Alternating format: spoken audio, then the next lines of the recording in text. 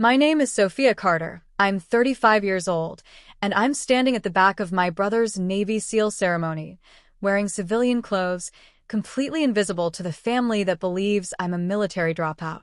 The irony? I'm a colonel in Air Force Special Operations.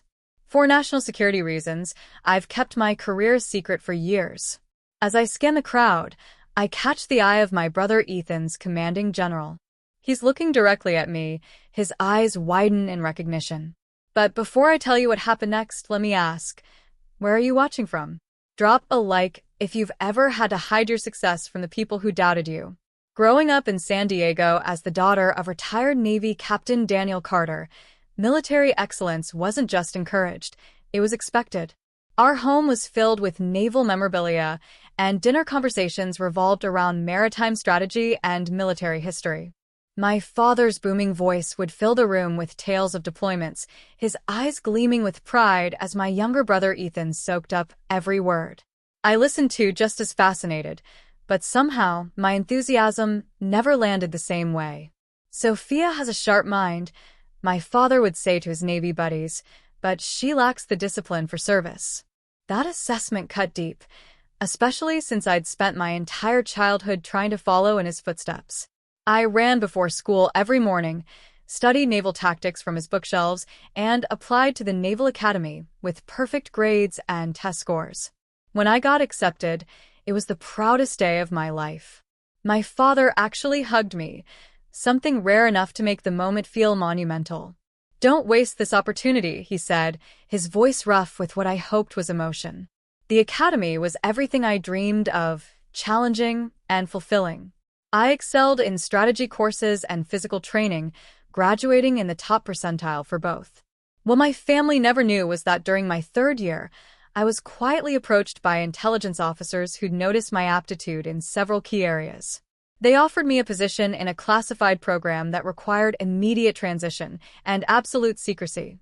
To protect the mission, I had to invent a cover story.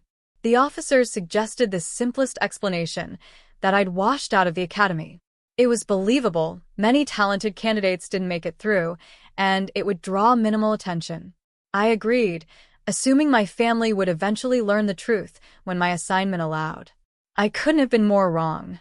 "I just don't understand how you could throw it all away," my mother, Lorraine, said during my first visit home after the supposed dropout. Her disappointment showed in her tight lips and averted eyes. "Your father pulled strings to get you considered." "I didn't ask him to," I replied quietly, my lips sealed by the classified nature of my work. My father was worse. He didn't argue. He didn't even speak. He simply stopped acknowledging me.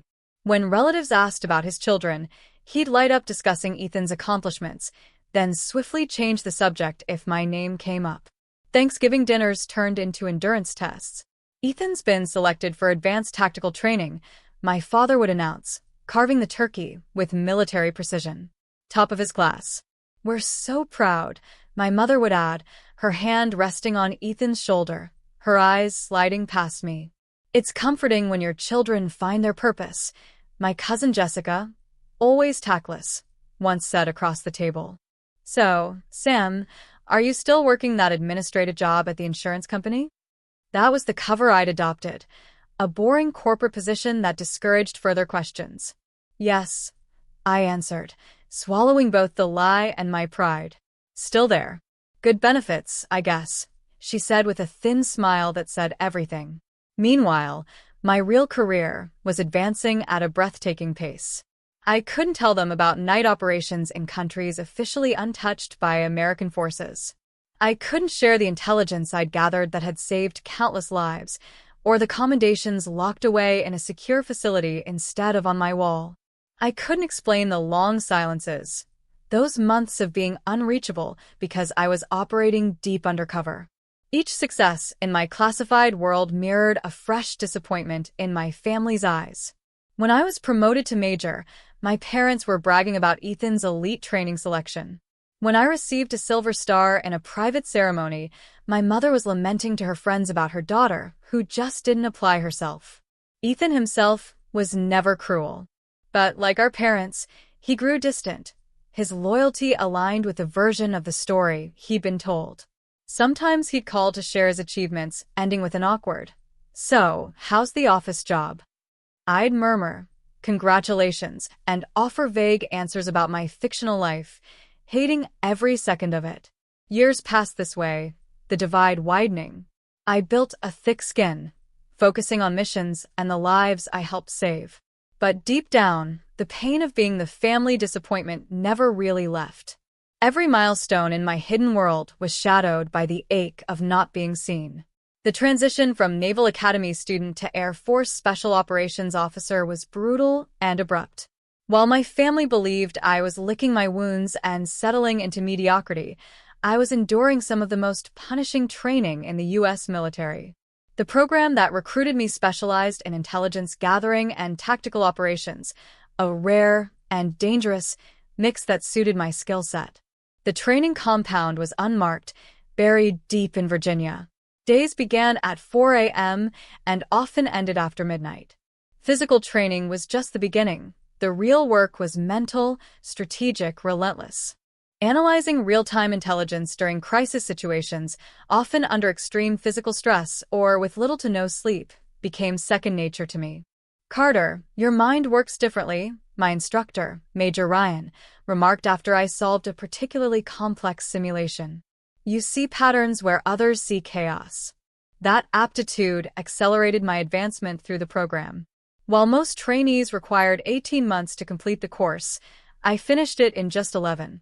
My first assignment came immediately after, a low-profile intelligence-gathering mission in Eastern Europe, where growing Russian influence was creating dangerous ripple effects. It was during this period that I met Colonel Ava Mitchell, a trailblazer in special operations and the mentor who would shape my career. She saw something in me that reminded her of herself. "The system isn't built for us," she told me during a debriefing, her voice calm but certain. And that's exactly why we succeed.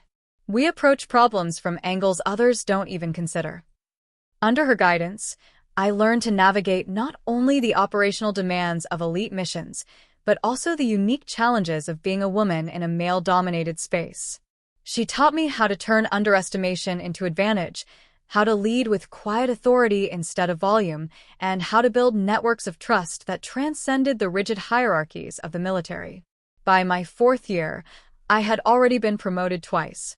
I was now leading my own intelligence team on operations spanning 3 continents. My specialty became clear: extracting critical intel from places where traditional assets couldn't function. One mission in Syria resulted in intelligence that prevented a major terrorist attack on European soil. The classified commendations I received cited my exceptional judgment under pressure and my innovative tactical execution. But each time I was recognized inside the classified world, the divide between that life and my family's perception of me grew sharper. I attended ceremonies alone, watching other officers embrace proud parents and spouses. I celebrated promotions with colleagues who knew fragments of my story, but never the whole truth. And during rare visits home, I kept up the fiction of being a corporate nobody. "Congratulations on your promotion to team lead in customer service," my mother once said during a phone call, trying to sound supportive. In reality, I had just been promoted to lieutenant colonel following a successful counterterrorism operation in Somalia. "Thanks, Mom," I replied, choking back the truth. It's just a small step up. Operational security demanded secrecy. Even as I rose to command larger teams and increasingly sensitive missions, my cover story had to remain airtight. Only a few high-ranking officers knew the full extent of my record. Most others only saw what their clearance levels permitted. By age 34, I'd earned the rank of colonel, placing me among the youngest to achieve it. I had led missions in over a dozen countries and saved countless lives through intelligence work. My role had expanded beyond counterterrorism to include dismantling human trafficking networks and defending critical infrastructure from cyber threats. What made this rise even more significant was accomplishing it while navigating the added burden of gender bias in special operations. I endured skepticism from traditionalist circles, adapted to equipment and tactics designed for male physiology, and cultivated a leadership style that commanded respect, even in rooms where female authority was still an anomaly. Still, I carried the weight of my family's disappointment. Every time I returned from a classified mission to attend a family gathering, I had to become Sam, the underachiever again. I mastered the art of dodging questions about work with generic corporate jargon and deflecting attention toward Ethan's ever-growing naval accolades. The burden of my dual identity grew heavier with every passing year. Some moments were nearly unbearable, like when my father made offhand comments about people who couldn't cut it in real service, or when distant relatives asked condescending questions about whether I'd found my path yet. But my commitment to national security, the lives at stake, the missions only I could lead, always outweighed the temptation to speak the truth. If protecting that truth meant being seen as a disappointment, I accepted the cost.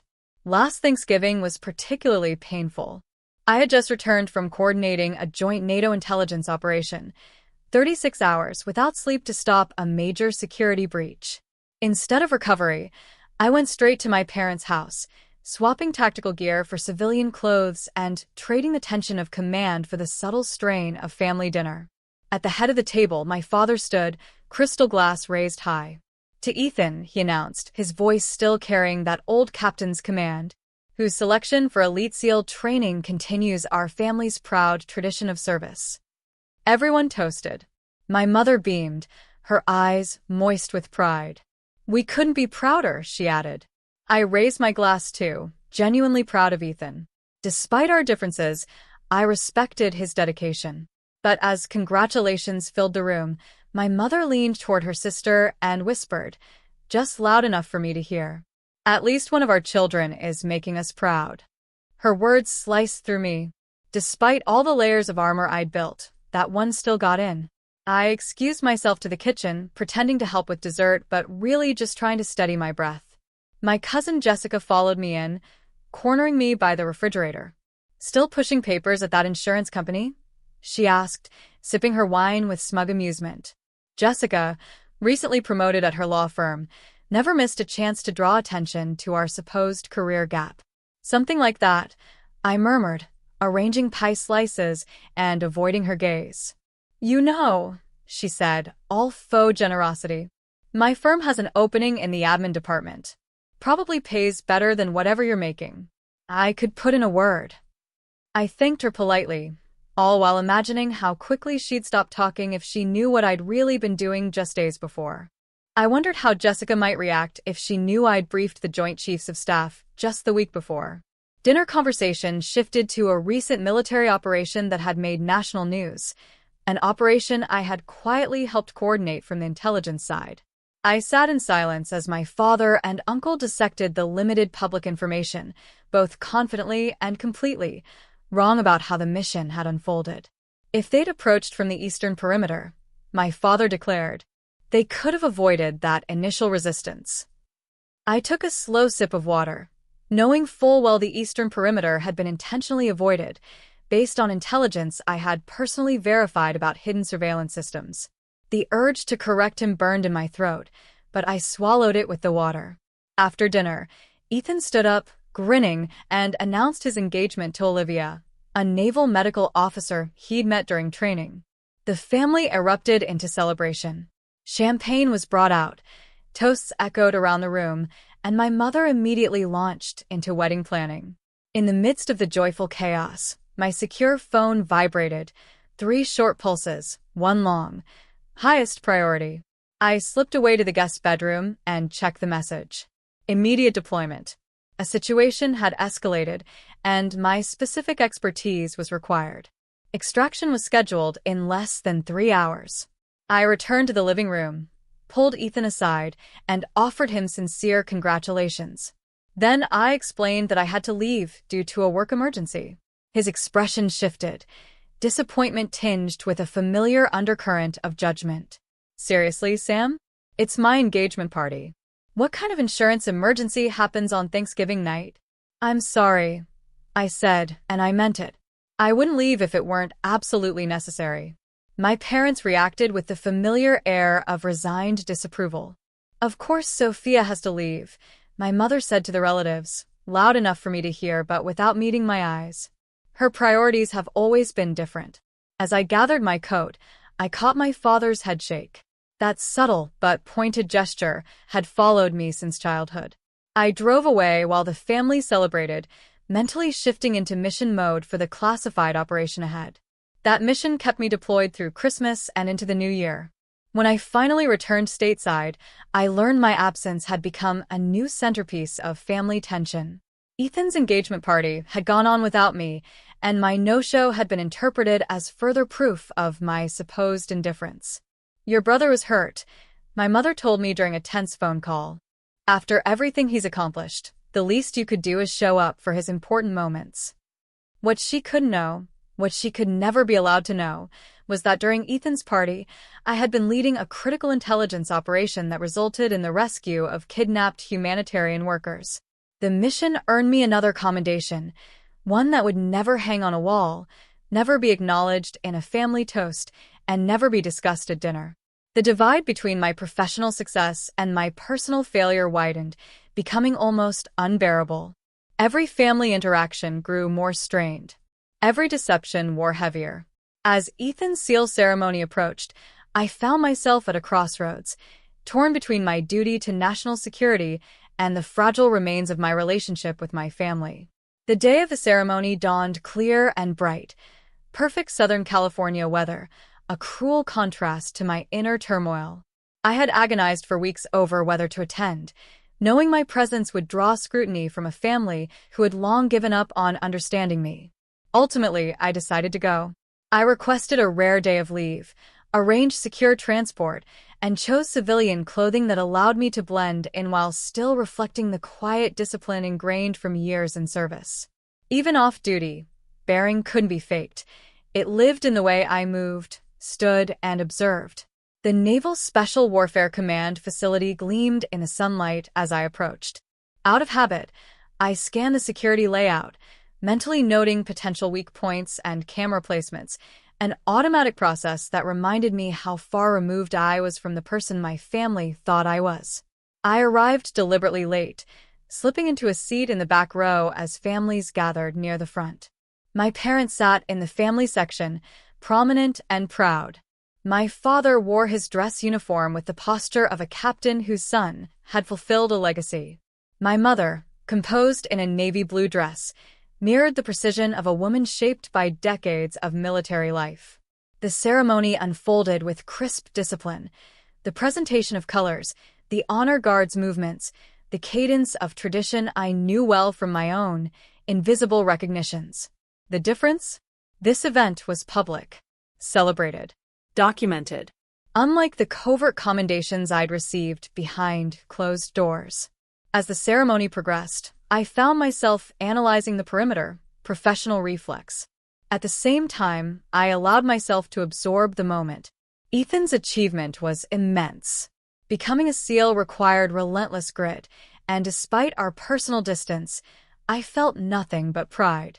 Midway through the ceremony, my focus snapped to a familiar face on the platform, Admiral Wilson. He was delivering remarks as part of the leadership cadre. He had also once commanded joint operations where my intelligence team had played a critical role.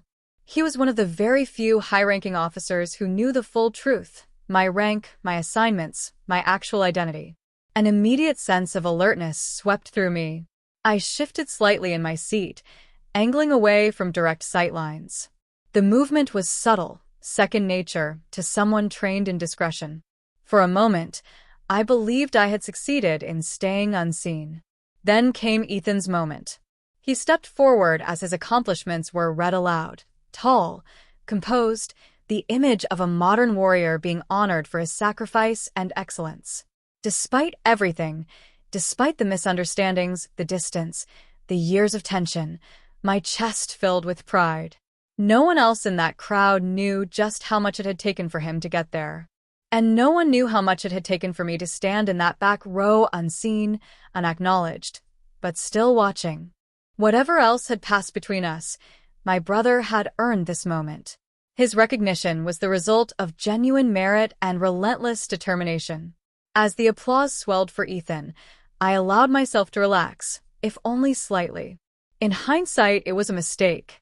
That small shift in posture caught Admiral Wilson's eye as he scanned the audience. I watched as his expression changed. First confusion, then dawning recognition, followed by something unmistakable. The realization that a highly decorated Air Force Special Operations colonel was sitting anonymously in civilian clothing at a Navy SEAL graduation. Our eyes met. In that brief, charged glance, I conveyed a silent request for discretion, one that experienced military personnel understand without a word. He gave the faintest nod in return, the kind of subtle acknowledgement only those in our line of work would recognize. I thought the moment had passed without incident. The ceremony continued, filled with formal remarks and final recognitions. I began mapping my exit, planning to offer Ethan a quick congratulations before quietly slipping away to avoid the inevitable tangle of extended family interaction.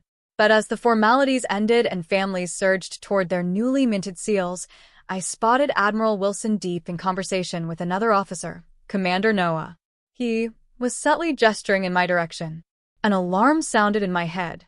Commander Noah had worked directly with my team during a joint counterterrorism op the year prior. Now both men were looking toward me, wearing the unmistakable expressions of military leadership preparing to acknowledge one of their own. I turned and began moving toward the exit, but the swelling crowd blocked my path. I was nudged, bumped, and ultimately guided, not away, but toward the very center of the celebration. Toward Ethan. Toward my parents. Before I could redirect, Admiral Wilson reached me. His commanding presence alone parted the crowd around us. I straightened instinctively, my body reacting to his rank despite the civilian clothes I wore. Years of discipline left no room for hesitation. What happened next would forever change my family's perception of me and alter the course of our relationships. Colonel Carter, Admiral Wilson said, his voice clear and unmistakable over the hum of celebration. Didn't expect to see you here today. The title echoed in the space around us like a dropped pin in a quiet room. My parents, standing just feet away beside Ethan, froze. Confusion registered first, then silence. Admiral Wilson, I replied smoothly, defaulting to the professional bearing ingrained over a decade of covert service. It's good to see you, sir. Last time was during that joint operation in the Gulf, wasn't it? He continued, casually. Your intelligence work was spot on. Saved a lot of lives. My mother's hand flew to her mouth. Ethan's expression twisted from joy to stunned disbelief. My father's posture stiffened, his brow furrowing as he tried to make sense of what he was hearing. Colonel, he finally said, the word foreign in his mouth, especially when applied to me. There must be some mistake. Admiral Wilson turned toward my family for the first time. Recognition crossed his face as he took in my father's decorated Navy uniform. Captain Carter, he greeted respectfully, then turned back to me. His expression asked a clear question. They don't know? Before I could respond, Commander Noah stepped forward. Colonel Carter, your team's work on the Antalya op was outstanding. We've now implemented your extraction protocols across 3 divisions. The truth was unfolding in real time, unstoppable. My carefully built cover, the story of professional mediocrity I'd protected for years, was unraveling in full view. Sophia, my mother asked, her voice trembling. What are they talking about? Admiral Wilson took control of the moment with the confidence of a seasoned commander. Captain Carter, Mrs. Carter, he addressed my parents directly. Your daughter is one of our most critical assets in special operations. Her work in intelligence and counterterrorism has been extraordinary. That's not possible, my father said flatly. Sophia left the Naval Academy. She works in insurance. Air Force, the Admiral corrected, without hesitation, and at a rank that reflects extraordinary service. The insurance job was part of her cover. Fairly standard procedure in her line of work. Ethan stepped forward, his sealed trident gleaming on his chest. Sam, is this true? The moment of truth had arrived, abrupt and inescapable. The pressure of years of silence pressed against me, but the weight of deception had finally become too heavy to bear. Yes, I said simply. It's true. My father looked as if the floor had tilted beneath him. His expression flickered. Disbelief, shock, and the slow emergence of something else. understanding. You're actually a colonel in the Air Force Special Operations Command? Intelligence Division, I clarified, the words feeling unfamiliar spoken aloud. I was recruited directly from the academy into a classified program. The dropout story was a cover. More officers were drifting toward us now, recognizing me, acknowledging me. A major from Joint Special Operations nodded with respect. Colonel Carter's analysis changed our entire strategy during the Mogadishu intervention. My mother looked as if the wind had been knocked from her chest. All this time we thought, she whispered. I couldn't tell you, I said softly. My work is classified at the highest levels. The cover wasn't a choice. It was a requirement. Ethan's gaze shifted again. The understanding on his face now ran deeper, more personal. It was the recognition of one soldier for another. So, you missed my engagement party because I was coordinating an extraction of exposed assets in Eastern Europe, I confirmed. It couldn't wait. And I couldn't say a word. My father, still a Navy man to his core, had regained his composure. He spoke in the clipped tone of someone processing classified intel. What's your clearance level? Higher than I can specify in this setting, I answered carefully, my words confirming more than I could explicitly state. Around us, the crowd continued to cheer, unaware of the family reckoning unfolding in our small, private corner. But within that circle, years of false assumptions and hidden truths were shattering beneath the weight of reality. Sensing the moment had become deeply personal, Admiral Wilson prepared to withdraw.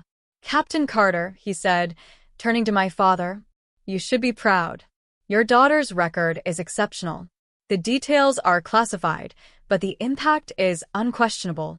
Then, turning to me with a respectful nod, Colonel, I'll see you at next month's Joint Operations Briefing. And with that, the barrier I had maintained between two lives, the decorated officer and the family disappointment, was gone. Irrevocably and completely. Now standing in front of my family, not as Sam, the civilian disappointment, but as Colonel Carter, I felt more exposed than I ever had during a high-risk operation. Why would you let us believe you'd failed? My mother asked. Her voice trembled with hurt. It wasn't about what you believed, I said gently. It was about operational security. The fewer people who knew, the safer the missions and the people involved. My father, drawing on decades of military experience, was beginning to grasp the enormity of what had been kept hidden. Ethan, with his own training, was connecting the dots faster than anyone else. Those unexplained absences, he murmured, the vague excuses.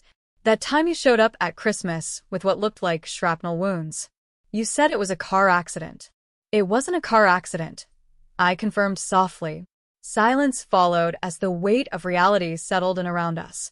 I could see them recalibrating, years of assumptions and quiet judgments twisting into something else.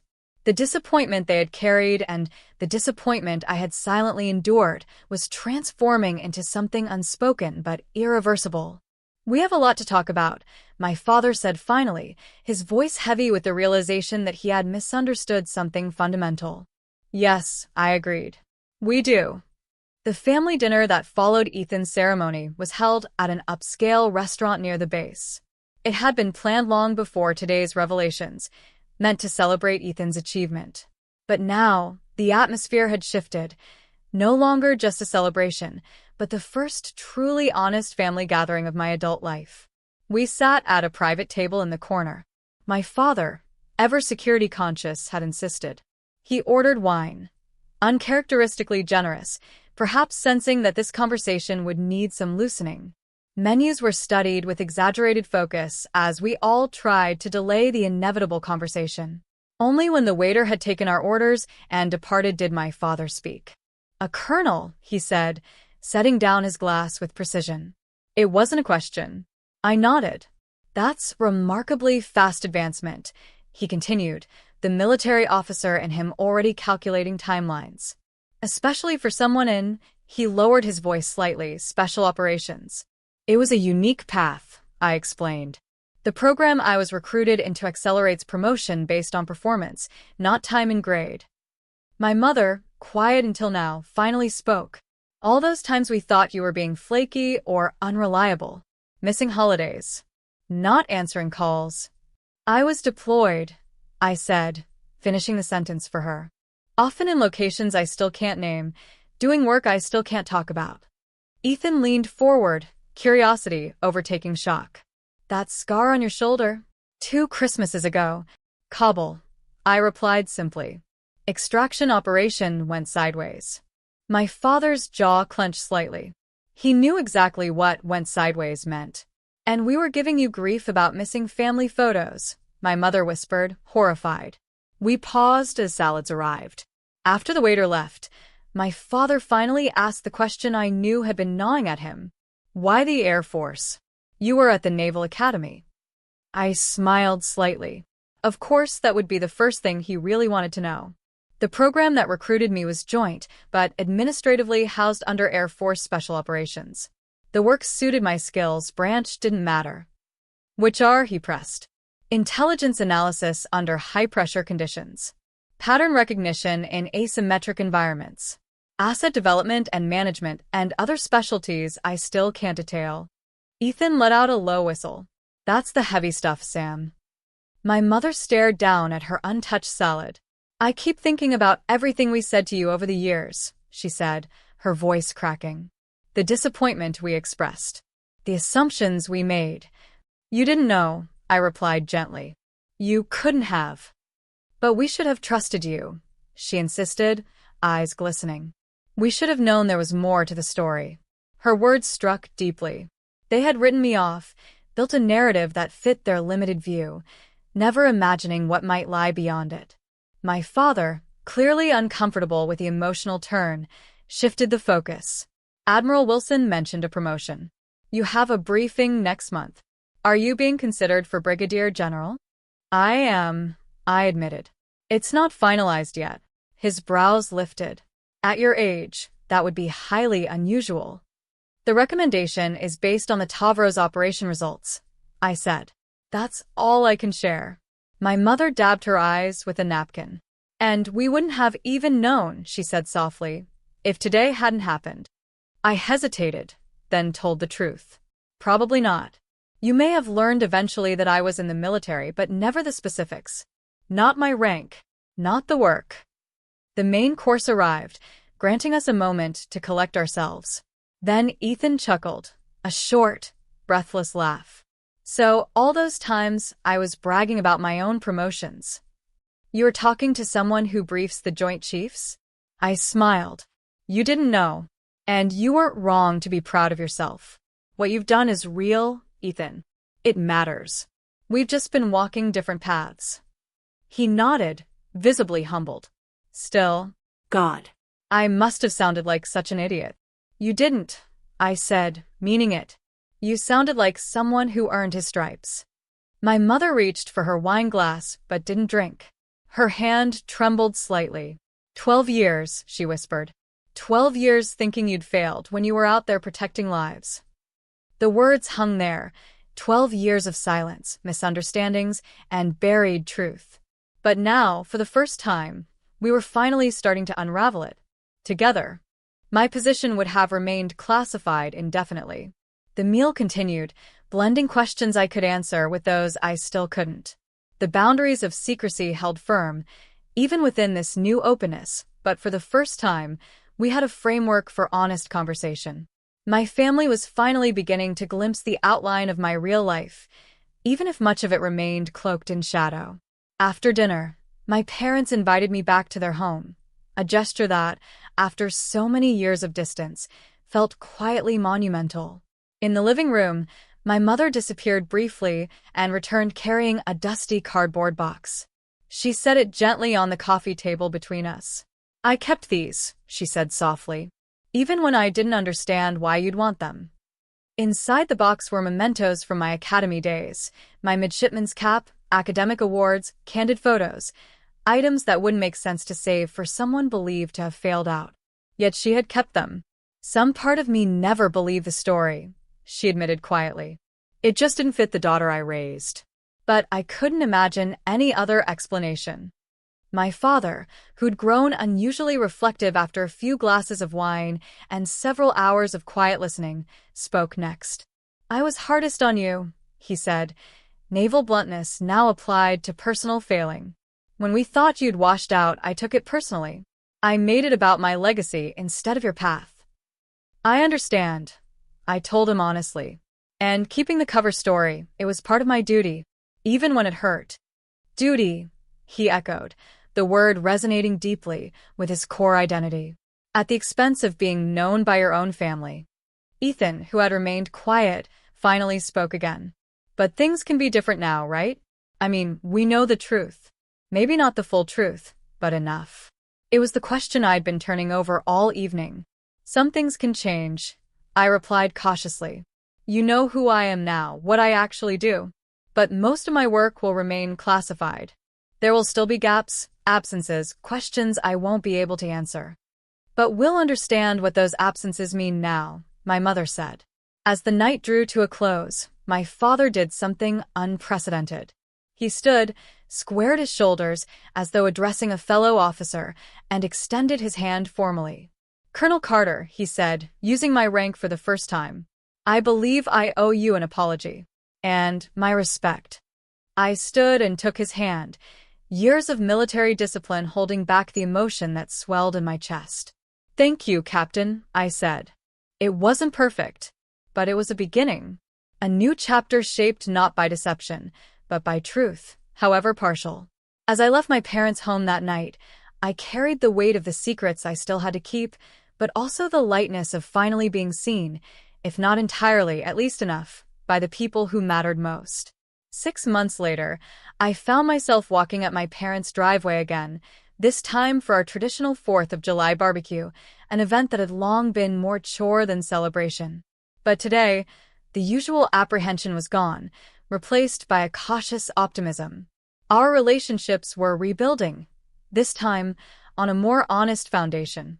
In my hands was a dish I had prepared myself, not the usual last-minute store-bought fallback. As I reached the backyard, I saw several of my father's retired Navy colleagues gathered around the grill. In the past, I'd avoided these gatherings. The military-heavy conversations had made it especially hard to maintain my cover. But today was different. My father caught sight of me and straightened slightly. It wasn't the full posture of military protocol, but it carried the same weight. There was a new awareness in the way he held himself, a subtle shift.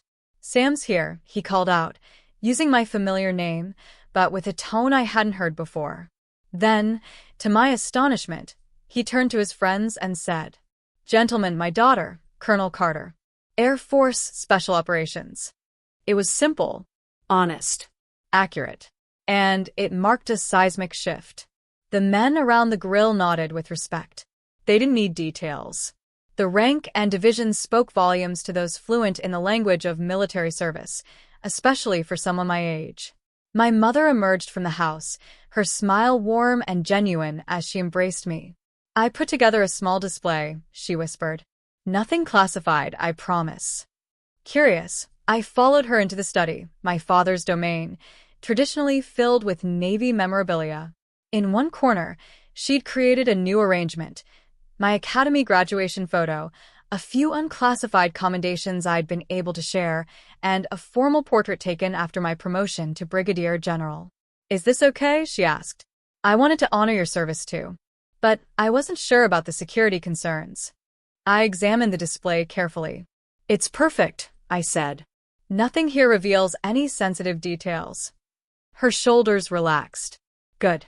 Your father checks it every day, you know. I think he's still wrapping his head around all of this. Back outside, I found Ethan manning the grill beside our father. Of all the transformations in my family, his had been the most straightforward. A military professional recognizing another, bonded by shared experience despite different branches. General, he greeted with a grin, throwing me a mock salute.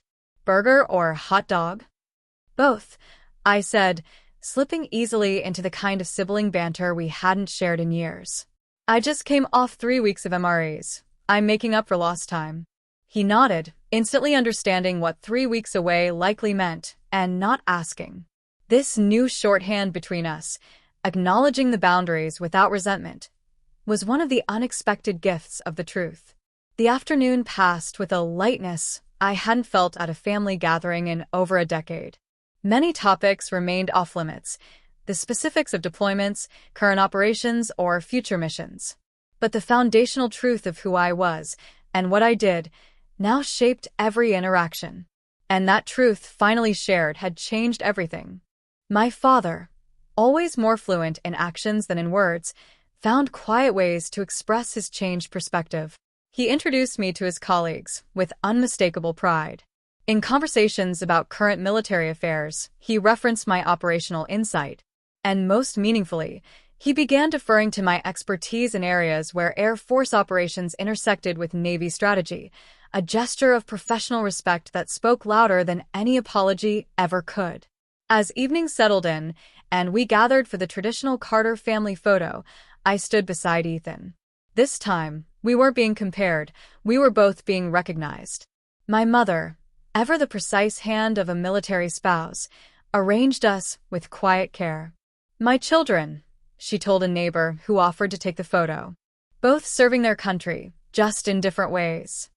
That simple statement carried the weight of transformation. A year ago, such acknowledgement would have been unthinkable. Later, as fireworks burst overhead, I stepped to the edge of the yard to check a secure message. My father joined me, standing beside me in silence. "All good?" he asked. The question encompassed far more than the message on my phone. "Yes," I said, slipping the device back into my pocket. "Nothing urgent."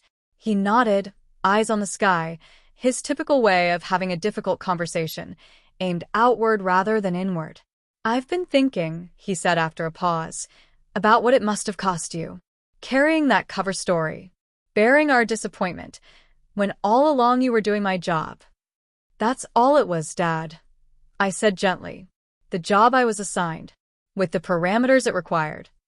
"Still," he said, eyes fixed on the sky, "you missed the recognition you deserved, even from your own family." I considered my response, weighing it like I would a tactical briefing. "There's something freeing," I said at last, "about being evaluated solely on your work. Not legacy, not expectation, just merit. In a way, starting from a blank slate let me define my own path." He absorbed that in silence. Then he nodded. "Still, I regret the judgments we made with incomplete information." "That's the nature of intelligence work," I replied with a small smile. "Everyone operates with limited data. The key is recognizing the limits." That observation, professional insight applied to personal regret, seemed to land with him. He gave a slow nod, precise and reflective. As we returned to the others, I thought about how far we'd come in 6 months. The revelation at Ethan's ceremony hadn't fixed everything, but it had opened a door, one that allowed something new to grow in place of old misunderstandings. The family that once saw me as a failure was now learning how to engage with me as I was, not fully visible but no longer invisible. 2 weeks later, I stood at attention at my promotion ceremony as the stars of a brigadier general were affixed to my uniform. Unlike earlier promotions, witnessed only by cleared colleagues, this time, 3 seats in the family section were occupied. My parents. My brother. The technical details of my achievements were cloaked in vague language, as always, carefully redacted for operational security. But none of that mattered. The pride in their eyes said everything. After the ceremony, my mother embraced me, tears shining in her eyes. "I always knew you were exceptional," she whispered. "I just didn't know how." My father, naval captain to the end, extended his hand first. Then, in a rare breach of formality, he pulled me into a brief, fierce hug. "Well done, General Carter," he said gruffly. "Well done." The road from disappointment to recognition hadn't been easy. It had been shaped by secrets I still couldn't share, and service I could never fully explain. But that day, standing beside my family, partially understood, but no longer misunderstood, I felt a peace I hadn't known in years. For anyone who's ever been misjudged or underestimated, I want to offer this. Sometimes, the truth doesn't come loudly. Sometimes it arrives slowly, quietly, unfolding when the time is finally right. When others define you by limited information, it doesn't erase the worth of what you've built. Your truth, even if hidden, still holds value. And when it finally emerges, whether fully or only in part, it can reshape everything. Have you ever been judged by assumptions, or kept parts of your life hidden out of necessity? I'd love to hear your story in the comments below. If this journey of hidden service, family reconciliation, and hard-won recognition resonated with you, please hit the like button and subscribe for more stories of resilience, identity, and quiet triumph. And remember, some of the most powerful truths are the ones we carry silently until the moment finally arrives to let them be seen.